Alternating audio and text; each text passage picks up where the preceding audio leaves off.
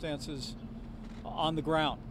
Syrian Defense Forces have been a strong ally of the United States of America. The President was very interested in hearing from General Mazloum about the status of forces on the ground. General Mazloum reported to him that at this point Turkish forces had not gone beyond the 30-mile buffer zone, but General Mazloum expressed particular concern about the city of Kobani and asked the President to raise that issue directly with President Erdogan and the Turkish government as a great concern of Kurdish forces. The President, after that call, spoke to President Erdogan.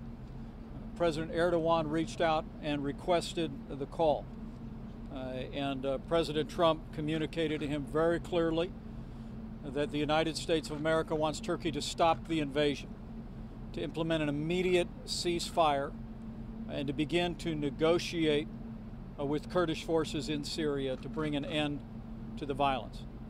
President Trump reiterated his offer to mediate and arbitrate a negotiation between Syrian Defense Forces and the Turkish military. And the President has directed me and Robert O'Brien to lead a delegation to Turkey in the immediate future to begin discussions and negotiations to bring the bloodshed to an end. The President did receive a commitment from President Erdogan to not attack the city of Kobani. As I said, General Mazloum had raised the issue of Kobani as of paramount importance to the Kurdish population.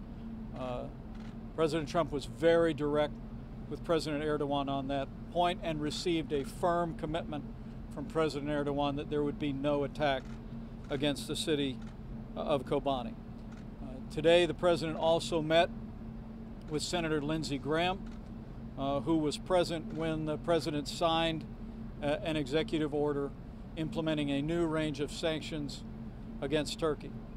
But again, to be very clear, the President of the United States called on the President of Turkey to stop the invasion, to enact an immediate ceasefire, and to begin negotiations with Kurdish forces in Syria. And the President has directed me to lead a delegation to Turkey to begin those discussions about how we can bring this violence to an end. With that, let me recognize the Treasury Secretary, who will describe the new sanctions that have been implemented today. Thank you, Mr. Vice President. So, as you know, last week the President announced that there would be sanctions forthcoming if Turkey moved forward with these actions. Last Friday, I briefed you on the specifics of the authorities. Today, the President signed those authorities and instructed me to put them into action. So, effective immediately, we have sanctioned 3 of the ministers: the Minister of Defense, the Minister of Interior, and the Minister of Energy. We have also sanctioned the Department of Defense and the Ministry of Energy.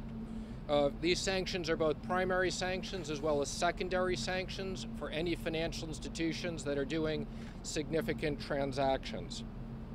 I'd like to specifically say that with these sanctions, we will be simultaneously issuing 2 general licenses. The first general license will be very clear that the United Nations and other NGOs that are conducting humanitarian responses will be able to continue. I'd also like to be clear that we will be issuing a license for the U.S. government and parties of the U.S. government to continue operations with Turkey, as well as we will be issuing a license so that Turkey can continue to buy fuel. We are not looking to shut down the energy for the people of Turkey. License number 2 will authorize a 30-day wind-down period for all the general operations to allow for ordinary business.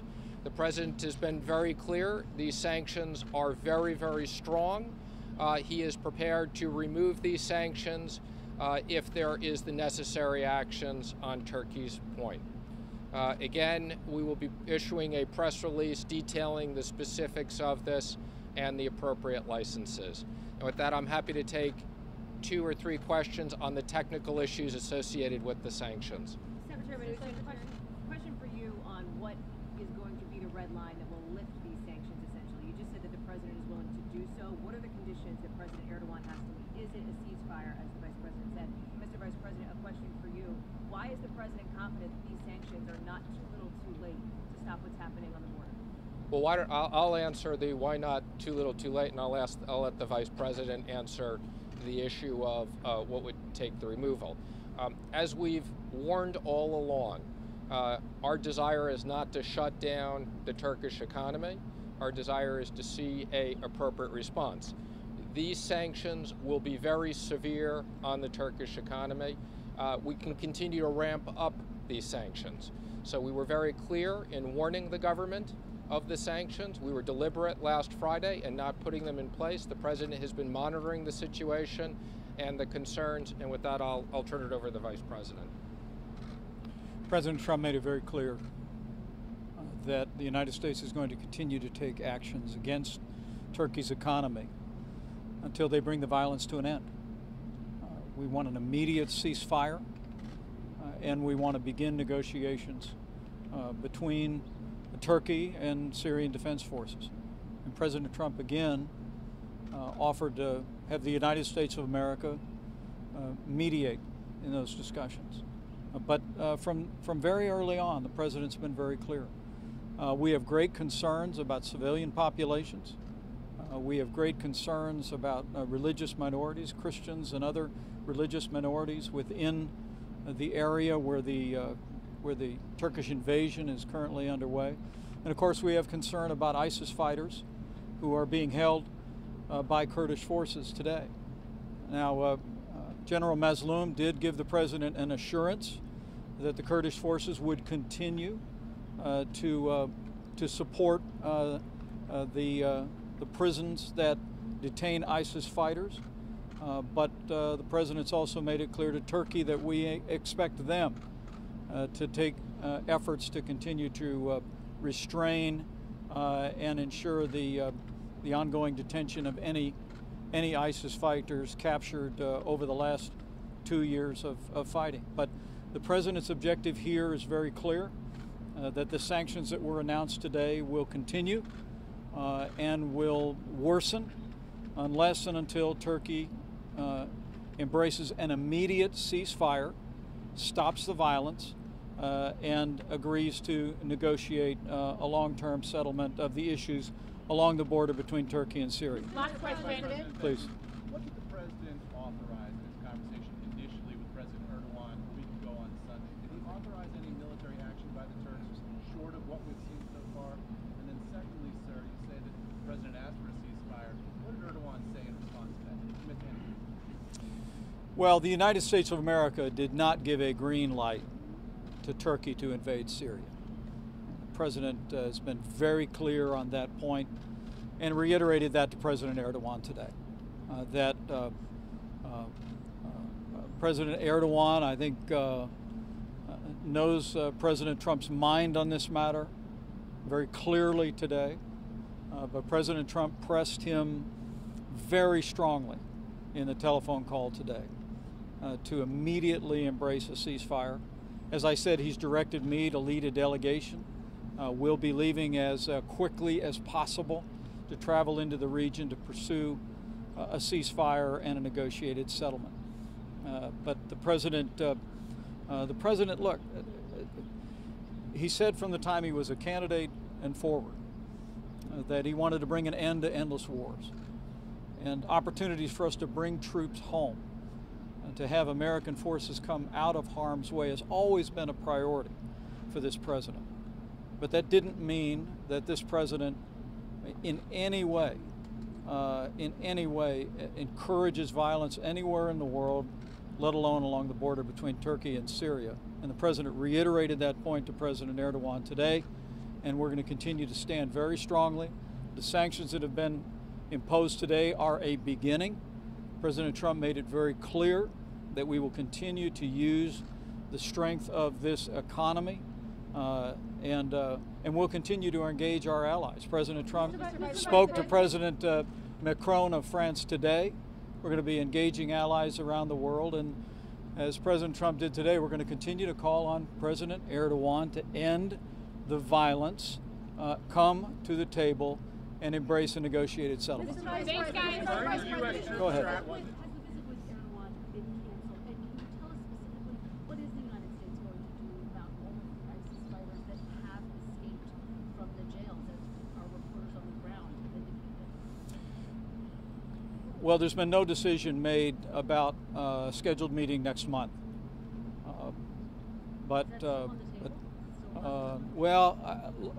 Let me say the President could not have been more firm with President Erdogan today.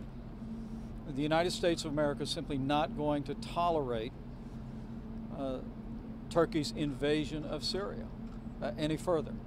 And we're calling on Syria to stand down, to end the violence, and come to the negotiating table. And that's the reason the President is sending me to the region, to make his intention very clear.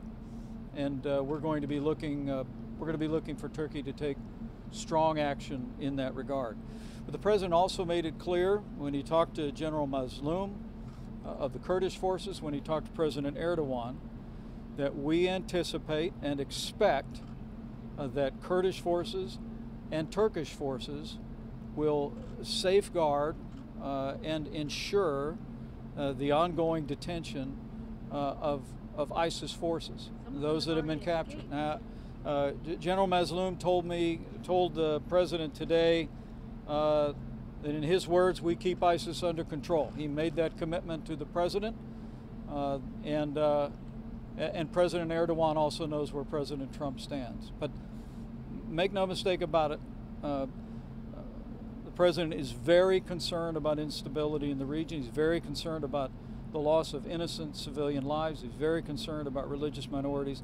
And that's why today, at the President's direction, the United States has imposed punishing sanctions on Turkey and made it very clear that that will only be the beginning unless Turkey is willing to embrace a ceasefire, come to the negotiating table, and end the violence. All right, thank you guys. One quick question.